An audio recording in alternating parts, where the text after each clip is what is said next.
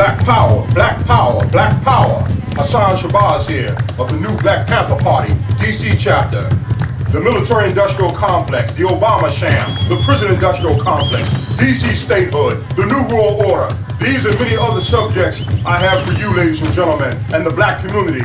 Black America is at a crossroads, a crucial crossroads, after the election of President Barack Hussein Obama. What has he accomplished for Black America? What is the future of Black America? These subjects coming up right after these messages. Hassan here, the new Black Panther Party DC chapter. You can contact me at the new Black Panther Party DC@gmail.com. Ladies and gentlemen, my brothers and sisters, Black America, the world at large, we have some critical issues here facing the black community. These are the only issues that I'm concerned about because they're affecting my people, such as after the election, subsequent election of Barack Hussein Obama. It was all this hoopla. Who is Obama, really? He's the son of a white Kansas woman and a Kenyan immigrant. But who is he really? Where did he come from? Most black people never heard of him a year before his election. All this hoopla around him. I say that he was a manufactured Wall Street and Madison Avenue, Hollywood theatrics. So my point with Obama is this: what has he done for Black America? Why should Black America try to emulate him or aspire to what he believes in or whatever it is he believes in? Me as a new Black Panther Party member, the new Black Panther Party, we believe in black nationalism. That is our fundamental political ideology, is black nationalism. Black people doing for themselves. Black people making their own clothes, growing their own food, having their own industry, educating their own people, believing in their great history. We have a great history. It's not talked about in schools. They don't teach black history in schools. They make it look like black people just fell out of the trees or just been in America for 300 years and we came out of nowhere. So these issues needs to be discussed now, today, in the black community. But who is Obama?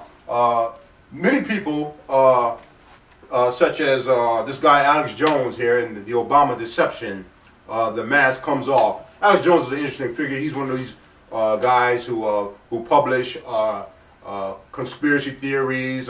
Many of them, I'm of that ilk, so-called conspiracy theorists, or I say conspiracy fact because it is in fact facts what this guy raises in his documentaries. Many books that I've read throughout my years, I'm 44 years old, proves that many of the things that he's discussed are in fact true. You have such luminaries of the hip-hop world and the black nationalist world and the black community and the Black Panthers and the black nationalist movement, such as KRS-One, Professor Griff, former public PE, who is in this documentary. And it was pretty good. It was pretty good. Stuff that I knew for years already, such as many of our so-called politicians, so-called elected officials and leaders are really nothing but treasonous stooges, sellouts, and puppets for the Illuminati, the New World Order, the Trilateral Commission, the Council on Foreign Relations, and these groups who are behind the scenes controlling and pulling the strings of foreign policy in America. So we need to get down into these topics, into these subjects, and to really focus on what's going on in America now. This theatrics that they put on for Obama now is gone now. People come down from the stratosphere and all this hoopla and all this aggrandizement of Obama.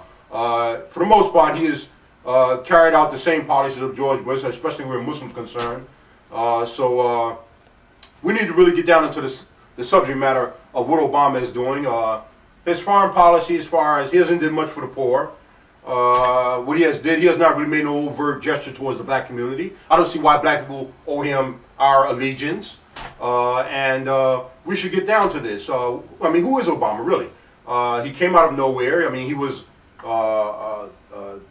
in the legislature in Chicago, in Illinois. And but other than that, this man came out of nowhere. He didn't have any, I mean, why should we emulate this guy? I mean, he doesn't really inspire the youth for anything or inspire black people, you know, to greatness. I mean, to me, he doesn't. So, I mean, for him to try to put on this thing as though he's some savior, and that's what they try to make him out of, like he's some savior of the world, like he's some savior of America. Well, he's no savior of the world. He's no savior of black people, especially, and black people got to save themselves through black nationalism, through Pan-Africanism. That is the principles and teachings of Marcus Garvey and many people of the Black Panther Party and the new Black Panther Party, and many people who came before us and taught us what we really got to do to save ourselves from these crossroads that we're in, these end days, and so on. So Obama is a puppet. He is a sad sham and theater of the Trilateral Commission, the Council of Foreign Relations. You hear these groups behind the scenes, these global banking institutions who are pulling the strings of the U.S. government and U.S. government officials in secret, illegally. It's illegal for U.S. elected officials to meet in secret with foreign bodies without the knowledge of the American people. And if Obama is not a hoax, he's not a sham, then all he has to simply do is go on the media, the camera is always on him, and denounce the Trilateral Commission, denounce the Illuminati, the Bilderbergs, the Council on Foreign Relations, CFR, and that's all he has to do. But I bet he won't do that. He doesn't have the guts to do that because he works for them. Those are the people he really works for. He doesn't work for the American people. That's a sham. That's a farce.